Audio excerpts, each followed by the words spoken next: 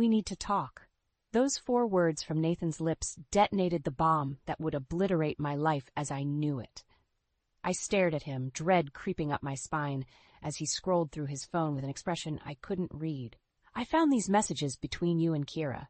He turned the screen to face me, and there it was. The undeniable proof of his infidelity glaring back at me. It's been going on for over a year. She's pregnant, Marla. We're starting a new life together. The words hung in the air like a noxious gas, choking me. I wanted to cry, to scream, to run, but I could only gape as decades of marriage crumbled around me. Well?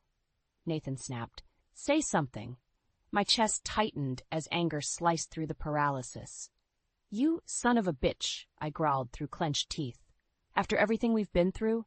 After 23 years of building a family? It's not like that, he protested. I never meant to hurt you. Kira and I just clicked. She understands me in a way you never could. Fire blazed in my eyes. Oh, I understand you perfectly now. You're a liar, a cheater, and a disgrace. Nathan recoiled as if struck. Give me a break, Marla. You've been so wrapped up with your parents. I felt neglected. This is as much your fault as mine.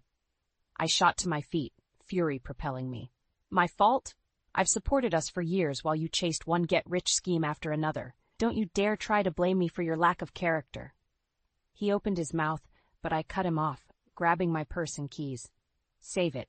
I want a divorce, and I'm taking you for everything you're worth. Without waiting for a response, I stormed out, the sudden silence giving no comfort. My hands shook as I fumbled with the car keys, tears I'd refused to shed burning my eyes.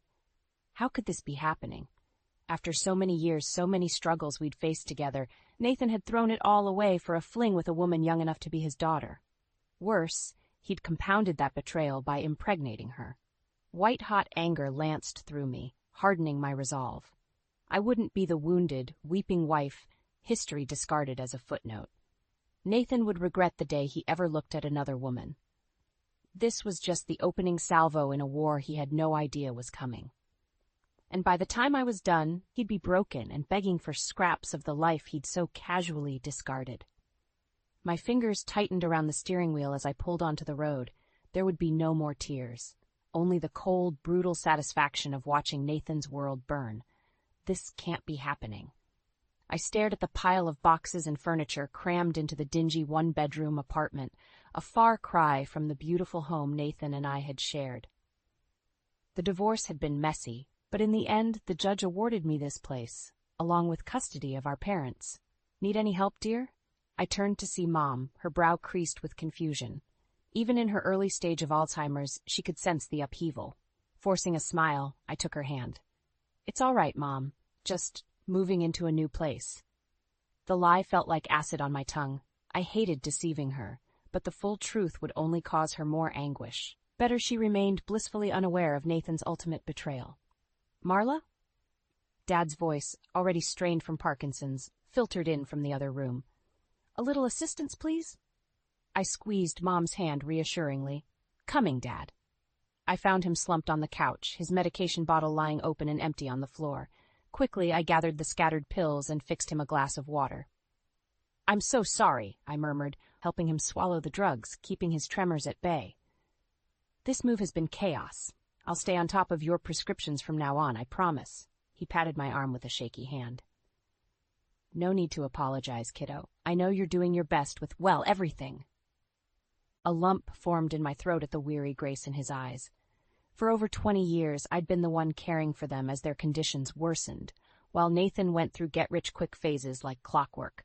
Now he'd left me holding the bag altogether, and not for the first time his timing was exquisitely selfish. Marla? Mom's anxious voice carried from the other room. Hello? I can't find my way. I forced back tears, squeezing Dad's hand before hurrying to Mom. Of course, she'd gotten turned around in the unfamiliar apartment. I'm here, Mom, I said gently, taking her arm to guide her. Let's get you settled, okay? Over the next few hours, I shuttled between caring for my parents' needs, ensuring their medications, making them comfortable, answering the same questions over and over as Alzheimer's stole Mom's short-term memory anew each time. By the time I finally collapsed into bed long after midnight, I was utterly spent. And yet, despite my exhaustion, anger simmered within me at how easy Nathan had it now. While I juggled working full-time as a nurse to make ends meet, maintaining a home for our parents, and dealing with the emotional turmoil he'd caused, he was off reveling in his shiny new life with his pregnant mistress. Kira's youth and beauty were icing on the cake of his ego. My fists clenched at the thought of them together, blissfully fornicated, while I struggled under the weight of his selfishness. But I promised myself it wouldn't be that way for long. Soon I'd deploy the intel I'd gathered on Nathan's misdeeds. His duplicitous life would start unraveling, and every silk-sheeted morning with Kira would taste more and more like ashes in his mouth. No matter what it took, I would grind his new facade into dust.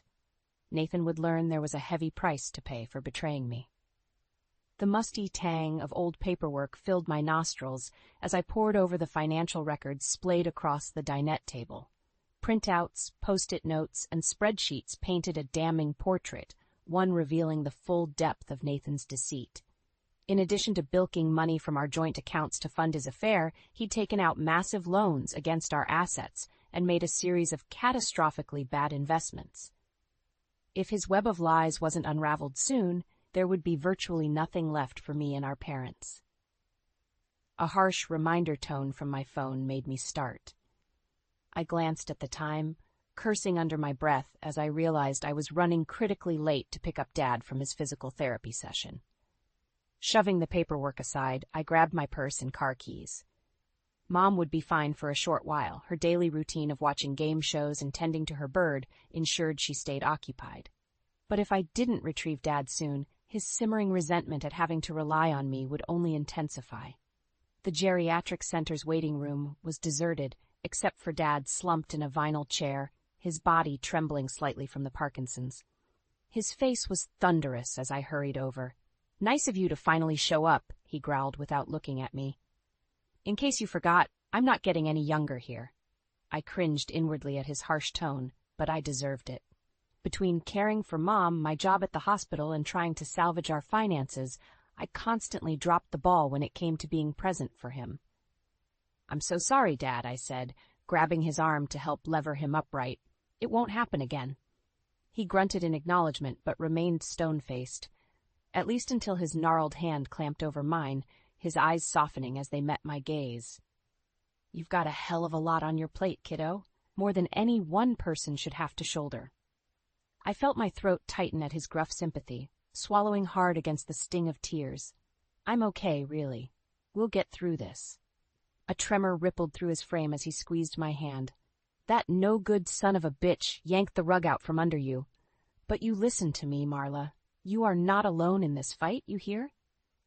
Though his voice was weakened by age and illness, an undercurrent of determination flowed through his words.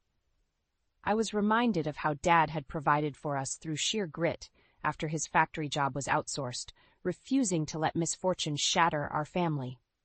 Fierceness kindled within me, banishing the urge to buckle under the strain of Nathan's betrayal. Dad's strength was my blood, throbbing with righteous tenacity and the promise of vengeance. "You're right, Dad," I said, squaring my shoulders. "Nathan's not going to get away with any of this. I'm going to hit him from every angle until there's nothing left." The gleam in Dad's eyes mirrored the nascent fire inside me. "That's my girl. Now go get him, and show that bastard exactly what he's messing with." I felt a withering clarity form around my fury as we slowly made our way to the car. No more would I merely react to the chaos Nathan had created. From now on, I would become the eye of the storm itself, plotting his total destruction with cold, meticulous precision. Every selfish decision, every sleazy misdeed of his would be weaponized, returning to haunt him tenfold. I would become the sword of karma itself, slicing through every delusion until he was left with nothing but the harsh reckoning he deserved. By the time I was done with Nathan Bennett, his supposed perfect new life with Kira would lie in ashes, and he would finally understand the overwhelming burn of consequences he never saw coming. "This is never how I envisioned my career going," Jackson said with a self-deprecating chuckle as he spread the divorce paperwork across his desk. The overhead light gleamed off his thick gray hair as he scanned the documents, "helping take down lying bastards like your soon-to-be ex-husband. A wry smile tugged at the corners of my mouth. If someone had told me a year ago that I'd be working closely with a hotshot corporate lawyer to dismantle my marriage, I would have laughed in their face. Jackson's grizzled appearance and blunt manner masked an intelligence that could fillet you without breaking a sweat. He was exactly the kind of pit bull I needed in my corner. I can't thank you enough for this, Jackson. I leaned forward, keeping my voice low and intense. Nathan doesn't realize it yet, but he's wandered into a minefield, and I'm counting on you to ensure he doesn't make it out in one piece. Jackson's ice-blue eyes held my gaze with surprising warmth. You got it, kiddo. We'll hit that bastard from every angle. Financial malfeasance, alienation of assets, negligence towards your parents. By the time this is over, he'll be lucky if he can afford a cardboard box under an overpass. I nodded, satisfied by his grim certainty. But there was still one key element missing from my plan. Insight on Nathan's new lover and cohort in betrayal, Kiera. That was where Leah came in, her startling appearance at the cafe nearly making me choke on my coffee. Marla Bennett, right? The petite brunette slid into the seat across from me, her expression a blend of wariness and distaste. I'm Leah, Kiera's sister. My eyebrows shot up at this unexpected development. I didn't realize Kiera had any family in the area. Well, we're not exactly close, she said with a derisive snort. That etiquette-eschewing tramp hasn't spoken to me since she shacked up with your lying dirtbag husband. Leah's disdain was palpable, her hazel eyes blazing with disgust. Family drama clearly ran deep. Let me guess, I replied, leaning back in my chair to study her. You want to help take them down as much as I do. A feral grin carved itself across her delicate features as she nodded. You could say I have a vested interest in seeing that bastard get what's coming to him. Over the next hour, Leah regaled me with a litany of jaw-dropping details about Nathan and Kiera's sordid affair. Graphic sexual encounters in seedily locations, furtive payoffs to keep Kiera in a life of empty glamour as Nathan frittered away money behind my back, her callous indifference to the child she was carrying. With each new lurid revelation, my blood boiled hotter. Nathan's appalling lack of integrity was exceeded only by Kiera's sociopathic amorality. That's a lot to process. I finally managed once Leah's tirade wound down. While part of me felt sickened to my core, another part thrilled at the upswing in ammunition against them both. Leah arched one sculpted eyebrow, clearly sensing my restraint. You wanted the unvarnished truth about those two scumbags. I'm giving you a grenade to lob straight into the middle of their sordid fairy tale. The question is, do you have the balls to pull the pin and watch it all explode? I held her gaze, feeling an icy clarity form around my fury. This was my chance to strike at the dark heart of Nathan's hedonistic delusions. No more indecision or moral restraint. You're damn right I do, I said flatly. It's time to unmake those two once and for all. By the time I left the cafe, my steps were lighter than they'd been in weeks. Every carefully gathered thread was finally weaving together into an inescapable snare. Nathan would soon learn that betrayal cut both ways, and the bite of my retaliation would go straight to the bone. You can't be serious. Nathan's voice was low, dangerous, as he glared across the table at me. You're really going to drag my career into this? I met his stare with an icy calm, sliding the thick dossier towards him. Pages of meticulously compiled evidence detailing his financial improprieties and alienation of assets laid bare like a visual indictment. As you can see, I'm deadly serious. My tone carried no inflection, no waver. This is just the opening salvo, Nathan. I'll burn everything around you until there's nothing left. His jaw clenched, anger and disbelief warring across his features as he flipped through the damning pages. Good. Let him be enraged. Let him finally understand the sheer depths of my wrath. Where did you even get this? He sputtered, slamming the dossier down hard enough to rattle the silverware. Have you been having me followed or something? A humorless smirk tugged at the corner of my mouth. You're the one who insisted on turning our lives into a nightmare. Don't act so shocked that I'm simply fighting fire with fire. Comprehension slowly dawned in the tightness around his eyes as he processed my casual ruthlessness. At long last, Nathan could see the cold, implacable resolve driving me. Marla. His voice dropped, took on a vaguely placating tone that immediately raised my hackles. I get that you're angry, but maybe we should take a step back here, for both our sakes and the kids. Don't. My finger jabbed down on the table, cutting off his manipulative spin. Don't you dare try to play the family card with me after everything you've done. That ship sailed the second you knocked up your slut on the side. His nostrils flared, tendons standing out in stark relief in his neck. But he stayed silent, waiting for me to unleash the rest of my fury. Starting today, I declare war on you and your mistress's illusions of happiness, I said, each clipped word dripping with contempt. That cozy little bundle of lies you've constructed, I'm going to rip it apart piece by piece. I slid a manila envelope across the table towards him, the corners digging in gouges on the wood. Those are just a few samples of the images and informant testimonies I've gathered about you two lovebirds. Every sordid hookup, every nickel you blew on that trashy lifestyle while I struggled to keep our parents alive, it's all there in glorious detail. Nathan sucked in a sharp breath as he thumbed through a few of the photos, which clearly depicted him and Kira in varying states of debauchery. But his surprise quickly morphed into an all-too-familiar, smarmy bravado. Is that all you got? One corner of his mouth curled into a disdainful sneer. You think a few nudie pics and slut-shaming is going to intimidate me? I'm not the one on shaky financial ground here. My expression remained impassive, a porcelain mask belying the volcanic fury simmering within me. Slowly, deliberately, I leaned back in my chair and let my gaze sweep over every inch of the man who had once been my husband, my partner, my promised safety.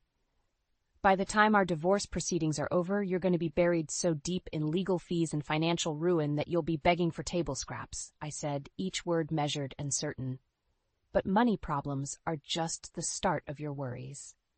Letting the weight of that statement hang in the air for a beat, I withdrew a sheaf of papers held together with a smudged paperclip. With glacial precision, I slid them over to punctuate my vow.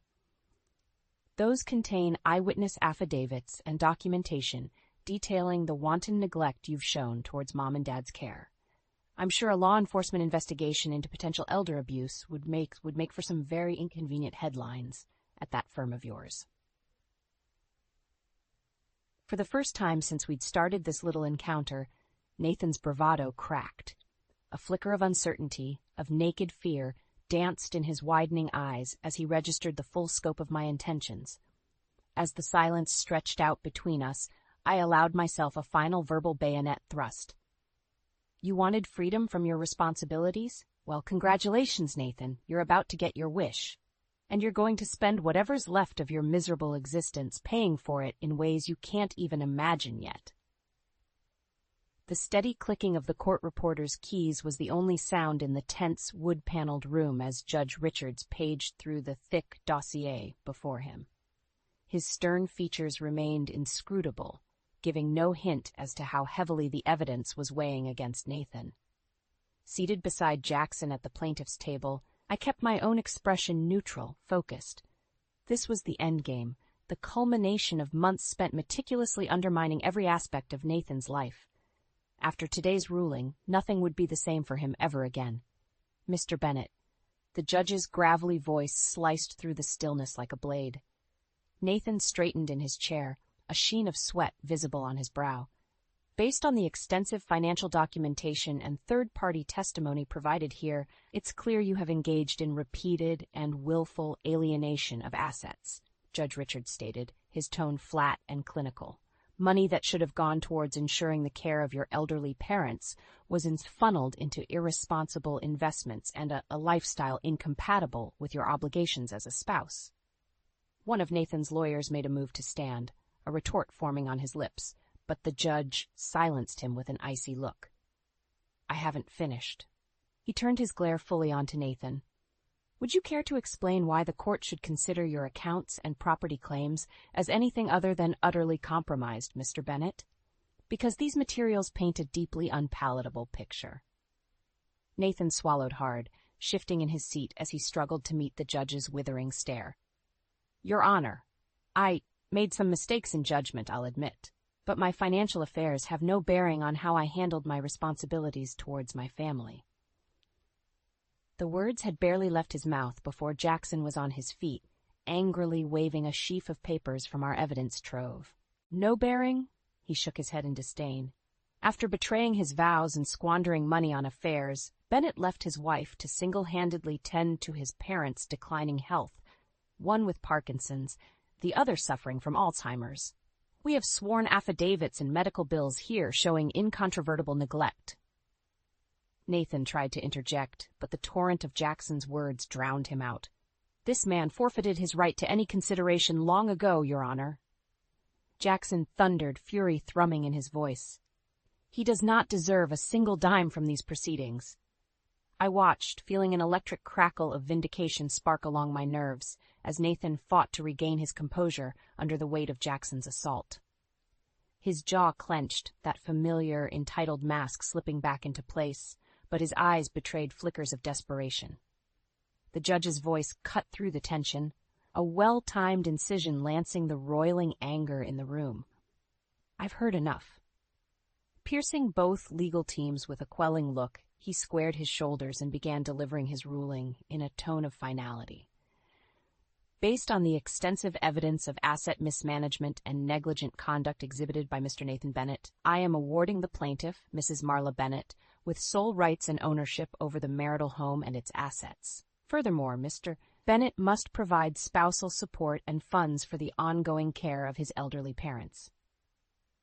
Nathan's face had drained of all color as Judge Richards enumerated the punitive list, the legal and financial pillars of his life, crumbling in accordance with my carefully executed plan. I felt a surge of fierce elation, watching him come face to face with the consequences of his selfishness. Mr. Bennett will be granted no share of liquid assets, investments, or property division in these proceedings, nor will he maintain any claims over future inheritance entitlements, which shall be immediately frozen pending an investigation into potential criminal culpability regarding elder abuse and misappropriation. In that moment, I could have sworn I heard the crystal shattering of every illusion Nathan had surrounded himself with. As scattered protests erupted around him, I simply held his stricken gaze with mine. Unflinching, resolute. This was what the cruelty of his betrayal had wrought. This was the karma he'd brought upon himself through his own disregard. Across the room, our eyes locked in an apex of anguish and triumph. And in that suspended instant, we both fully understood. Nathan Bennett's reckoning had finally and utterly arrived. The sleek metal briefcase made a satisfying thunk as I dropped it onto Nathan's boss's desk. McDermott, a jowly, perpetually frowning man, raised an inquisitive eyebrow at me. "I think you'll want to review the contents of that very carefully," I said, keeping my tone brisk and businesslike despite the vindictive thrill uncurling inside me. "It contains comprehensive evidence of unethical conduct by one of your senior employees." McDermott's frown deepened, but he made no move to open the briefcase. "I don't have time for games, Mrs. Bennett. What is this about?" Rather than answer directly, I pulled out my phone and thumbed over to the gallery, pulling up the sheaf of damning financial records and lurid photos. "Does your company have any policies regarding misappropriation of funds?" I asked, turning the screen to show McDermott the first few images, ones clearly depicting Nathan cavorting with his mistress during company hours. Or rules about employees operating side businesses and investment schemes using company resources. McDermott's beefy face turned an alarming shade of puce as he rapidly cycled through the pictures and documents. When he finally looked up at me again, tendons stood out in thick cords on his neck. "Where did you get these?" His gravelly voice was a mix of fury and unease. I allowed myself a razor-thin smile. "I have sources. But more importantly, I have proof that Nathan Bennett has been grossly abusing his position at this firm to enable his infidelity and shady personal dealings." Planting my palms on McDermott's desk, I leaned forward to catch and hold his gaze. "He's a liability, one that could jeopardize your entire company's standing if this information got into the wrong hands. But I'm giving you the chance to handle this in-house, so to speak." McDermott's jaw clenched hard as he processed my none-too-subtle threat. I watched the realization wash over him that I had him precisely where I wanted. When he finally spoke, his tone was as cold and hard as the briefcase between us. "Consider it handled. That son of a bitch is through here the second I can push the paperwork. I allowed myself a thin, satisfied smile, pushing back from the desk. Pleasure doing business with you. As I strode down the corridors towards the exit, I could feel the knot of anger that had driven me for so long finally beginning to uncoil. The wheels of Nathan's undoing had well and truly been set in motion. By the time I made it home, a voicemail was already waiting for me. I felt a surge of vicious triumph as Nathan's voice, strained and desperate, issued from the speaker. Marla, please, you have to call me back. I don't know what you think you're doing, but I just got terminated from my job. They're accusing me of misusing funds and corporate resources for my own gain.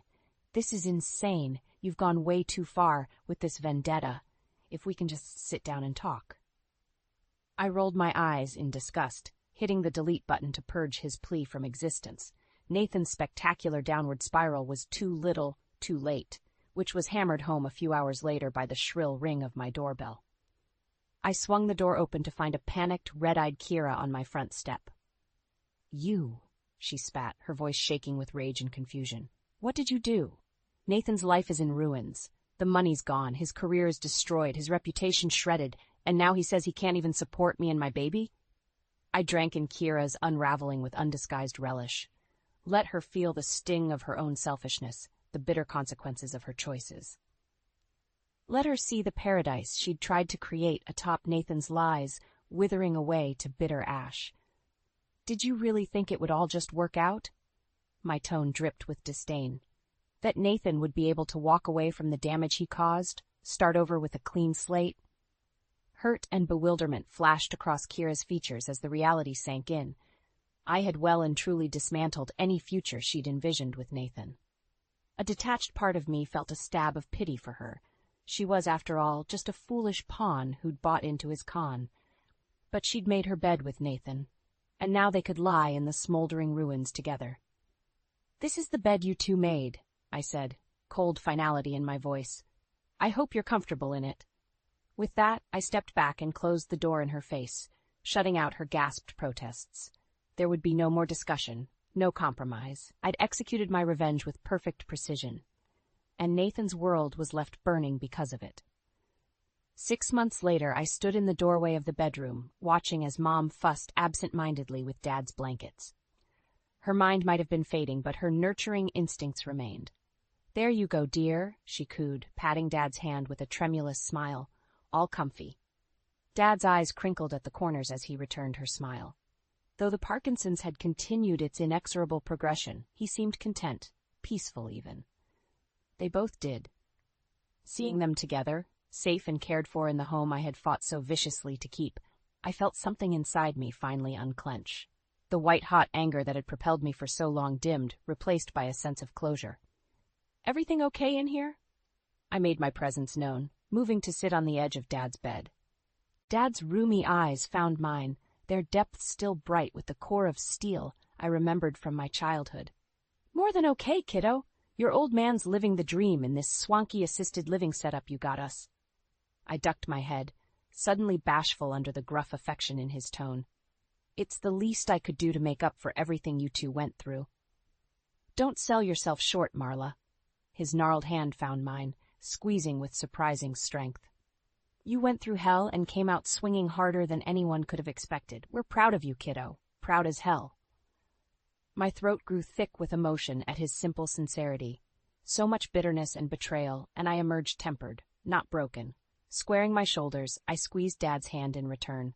I did what I had to, I said, keeping my voice level, to protect our family and settle some scores in the process.